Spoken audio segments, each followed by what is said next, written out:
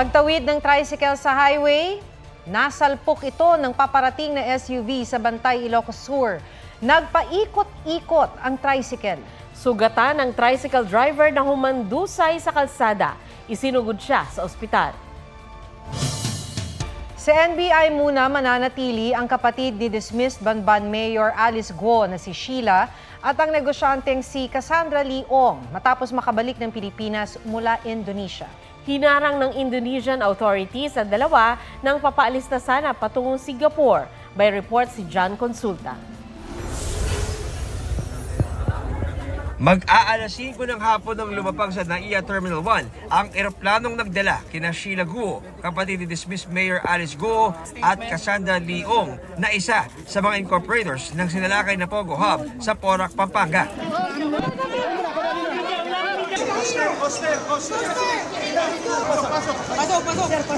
Mula airport, dinala sila sa tanggapan ng Bureau of Immigration sa Maynila kung saan sila sumailalim sa medical check-up, immigration processing at inquest proceedings. Ayon kay DOJ spokesperson Miko Clavano, mahaharap si Ong sa obstruction of justice at paglabag sa Passport Act habang si Guo ay mayroong immigration violations. May arrest warrant si Guo sa Senado habang pinaaresto ng Kamara si Ong dahil sa hindi pagsipot sa mga pagdinig. The legal custody and physical custody will be done at the National Bureau of Investigation in Quezon City. Kung magre-request na sila na pupunta na na in-invite na sila sa isang hearing, sinabi na sila, we will make sure that we will bring them there. Itatanong po namin kung anong basis. Kasi when you detain someone, there always has to be a legal basis. Ngayon, ang alam ko nga lang yung house warrant, kung ganon, dapat i-turn over siya sa custody ng House Sergeant at Arms. Base sa mga dokumento at intelligence reports ng pamahalaan, hindi dumiretso ng Malaysia si Alice Guo mula Pilipinas, kundi sa Denpasar sa Bali, Indonesia. Mula Indonesia, nagtungo siya ng Kuala Lumpur sa Malaysia noong July 18. Namataan siya kasama ang mga kapatid na sina Wesley at Sheila, pati si Ong. July 21, nakita si Alice Guo na may bitbit na pink bag kasama ang isang babae sa airport paalis ng Malaysia at patungong Singapore. Halos isang buwan ang grupo doon bago nag-ferry patungong Batam, Indonesia nitong linggo, August 18. August 20, nakuha na ng litrato ng Indonesian Immigration sina Cassandra at Sheila sa isang parking lot. Papaalis na sana ng Indonesia ang dalawa nung araw ding yun patungong Singapore nang harangin sila ng Indonesian authorities. Sa kuwang ito, dinala na sa tanggapan ng Indonesian Immigration ang dalawa para maproseso. Ayon pa sa source, may nakuwang Chinese passport kay Sheila Guo. Ang tanong ngayon, nasaan ang dating alkalde at kanyang kapatid na lalaki? Si Wesley Guo ay nasa ibang bansa na raw po, kung saang bansa undisclosed pa po ito. Ngayon, si Alice Leal Guo ay hindi nila namataan kahapon hanggang kanina doon sa Batam, Indonesia. Pero wala rin silang sinabi na nakalabas na po ito ng bansa. John Consulta, nagbabalita para sa GMA Integrated News. Hindi raw maaaring basta kanselahin ang passport ni Alice Guo at ng kapatid niyang si Wesley kahit pa sa maling paraan ito nakuha. Sabi ni Justice Secretary Jesus Crispin Remulla, kung kanselado ang passport, paano pa may bibiyahe pabalik ng bansa si Guo? Kakailanganin pa raw mag-issue ng travel document na maaaring ituring na admission na sila ay Filipino citizens. Ang pagsasama naman abroad ni Alice Guo at ng representative ng Lucky South 99 na si Cassandra Leong, tila patunay raw ng koneksyon ng naturang Pogo sa Porac, Pampanga sa Pogo sa Bamban, Tarlac.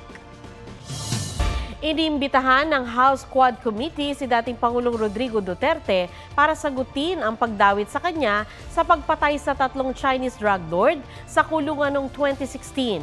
Isinasangkot siya ng preso na umamin sa pagpatay.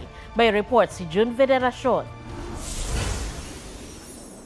Sa pagdinig ng House of Representatives Quad Committee, idinawit si dating Pangulong Rodrigo Duterte sa pagpatay sa 3 Chinese drug lord sa Davao Penal and Prison Farm na sina Chu Quintong alias Tony Lim, Lilan Yan alias Jackson Lee, at Womeng Pin alias Wang Mingping. Ang nagturo kay Duterte, isang preso na umamin sa pagpatay sa naganap noong August 13, 2016, na si Leopoldo Tan Jr. Batay raw ito sa narinig ni Tan sa tawag sa warden ng kulungan na si Superintendent Gerardo Padilla matapos ang pamamaslang. Nadinig ko na sinabi nung tumawag kay Superintendent Padilla, "Congrats, Superintendent Padilla, job well done." Pero grabe yung ginawa, dinuguan. Alam ko na ang kausap ni Superintendent Padilla ay si President Duterte dahil pamilyar ko ang boses niya.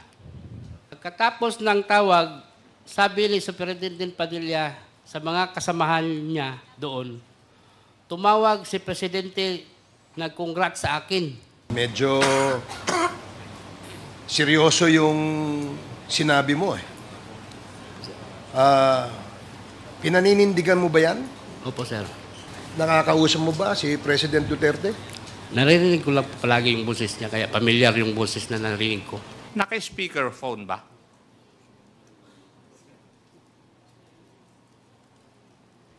Ay pinindot po siya para mag-speaker on.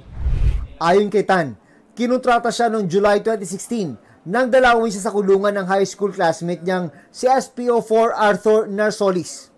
Ang reward, 1 milyong piso kada drug lord, pati ang kanilang paglaya. May basbas sa taas. Baka matulungan ka rin namin na makalaya. Kakausapin ko namin ang presidente. Nirecruit daw ni Tan si Fernando Magdadaro at sa isang Bartolina, pinagsasaksak nila ang 3 Chinese drug lord. Kasabot umano ang mga opisyal ng Davao Penal and Prison Farm kaya naisagawa ang plano. Pero ang pangakong reward, kulang ng 1 milyong piso. Hindi namin yung pinangakong paglaya naman, pero hanggang ngayon, kami pa rin ay nasa loob ng kulungan. Yan daw ang nagtulak kina Tan at Magdadaro na ikanta ang kanilang nalalaman. Ang pulis sa kumontrata kay Tan na si Narsolis, tauhan ng nooy CIDG 11 Regional Chief na si Colonel Edelberto Leonardo at Lieutenant Colonel Royina Garma. Si Colonel Leonardo, opisyal na ngayon ng National Police Commission. Si Lieutenant Colonel Garma, PCSO General Manager ng Administrasyong Duterte. Ang warden naman ng Davao Penal and Prison Farm na si Padilla ay nasa active service pa rin sa Bureau of Corrections. Ipapatawag sila sa susunod na hearing. Inimbitahan din si dating Pangulong Duterte. Sinisika pa ng GMA Integrated News na kunan ang kanilang panig. June Veneracion nagbabalita para sa GMA Integrated News. 24 oras na nakadetene sa kamera si dating presidential spokesperson Harry Roque matapos ma-cite in contempt. Dahil yan sa pagsisinungaling umano sa House Quad Committee kaugnay sa hindi pagdalo noong August 16 sa pagdinig kaugnay sa Pogo at Duterte War on Drugs. Ang dahilan ni Roque, may hearing siya sa Manila Regional Trial Court. Pero batay sa nakuhang court certification ni Kabayan Party List Representative Ron Salo, walang hearing si Roque noong August 16. August 15 daw humarap sa korte si Roque. Giit ni Roque, hindi siya nagsisinungaling at tinawag niya itong honest mistake. Sarado raw ang Kongreso tuwing Biyernes kaya inakala niyang August 15, Huwebes, ang pagdinig tulad noong nakaraang mga pagdinig ng Kamara. Maliwanag daw na political harassment at panggigipit dahil sa politika ang kanyang 24-hour detention. Ikinukumpara ng ilang netizen ang librong inakda ni Vice President Sara Duterte sa isang children's book na may kaparehong kwento at karakter. Yan ang librong Owly, Just a Little Blue ng American author na si Andy Ranton. Inilathala noong 2005 ang libro na tungkol sa isang kwago na tumulong sa isang pamilya ng ibon para magtayo ng kanilang tahanan. Muli itong tumulong nang magbanta ang isang bagyo. Habang ang librong Isang Kaibigan na inilathala ng bise nitong 2023 tungkol din sa isang kwago na nawala ng tahanan at mga kaibigan ng humagupit ang isang bagyo. Isang kaibigang loro naman ang tumulong sa kanyang magkumpuni ng kanyang bahay at makabangon sa bagyo.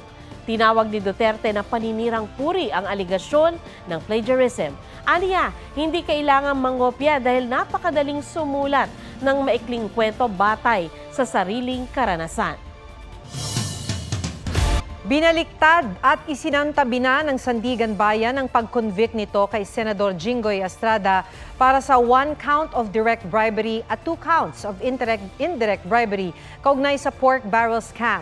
Tugon yan sa apilang inihain ng senador. Sabi ni Estrada, pinatotohanan ng korte ang nauna niyang pahayag na wala siyang tinanggap na suhol, direkta man o hindi. Hindi naman pinagbigyan ng buong apela ng kapwa-akusadong si Janet Lim Napoles. Gayunman, binaliktad ng Graft Court ang conviction nito kay Napoles para sa isang count of direct bribery na kaugnay sa binawing conviction kay Estrada. Nananatili naman ang conviction kay Napoles para sa 4 counts of corruption of public officials. Dahil dyan, sinesentensyahan siya ng 8 hanggang 10 taon at 8 buwang kulong kada bilang ng conviction. Pinagmumulta rin siya ng mahigit 29.6 million pesos. Bukod pa sa mahigit 262 million pesos na civil liability na may 6% interest kada taon. Wala pang pahayag si Napoles. Nag-abiso na ang Pilipinas sa World Health Organization na interesado itong bumili ng smallpox vaccine bilang panlaban sa Mpox. Ayon kay Assistant Health Secretary Albert Domingo, nagbabakuna na sa ibang bansa gamit ang smallpox vaccine na nagbibigay proteksyon din kontra Mpox. Karamihan sa mga bakuna ay nasa Africa kung saan libo-libo ang kaso ng Mpox. Nagbabalak naman ang DOH ng health protocols para sa mga negosyong may close contact sa mga customer gaya ng salon. Matatanda ang bumisita sa spa at derma clinic ang lalaking nagpositibo sa Mpox. Umaapila naman ang Quezon City LGU ng kooperasyon para makontak ang ilang nakasalabuhan ng pasyente para matiyak na naka-quarantine ang mga ito.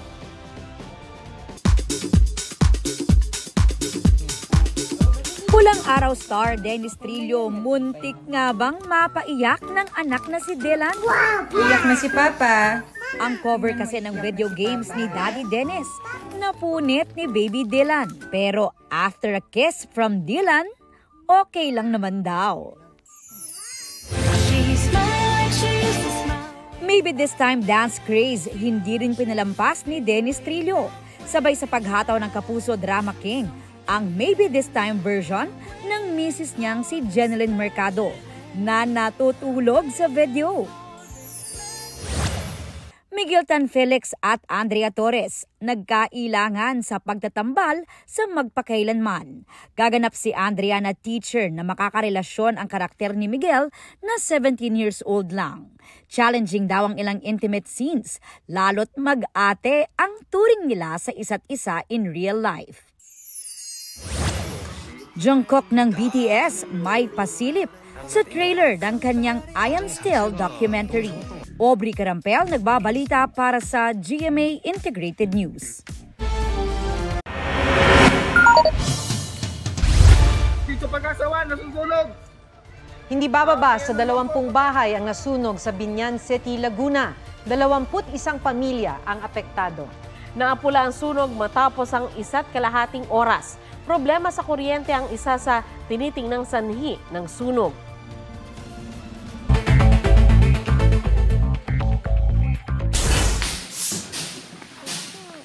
23 tripulanteng Pinoy na sakay ng barkong Mount Sanyon nasagi pagkatapos atake ng rebelyeng Houthi sa Red Sea. Naglalay ang barko mula Iraq papuntang Greece ng mapinsala at tumirik dahil sa pambobomba. Ilang pang Pinoy gymnast at golfer na lumaban sa 2024 Paris Olympics bumisita sa Malacanang. Binigyan sila ng presidential citation at tig-1 milyong piso mula sa Office of the President. Paris Olympics bronze medalist Ira Villegas, mainit na sinalubong sa kanyang hometown sa Tacloban City. Binigyan din siya ng tig-1 milyong piso ng Tacloban City Council at ni Mayor Alfred Romualdez. Marisol Abduraman, nagbabalita para sa GMA Integrated News. Huwag magpahuli sa mga balitang dapat ninyong malaman. Mag-subscribe sa GMA Integrated News sa YouTube. Sa mga kapuso abroad, subaybayan nyo kami sa GMA Pinoy TV at sa www.gmanews.tv.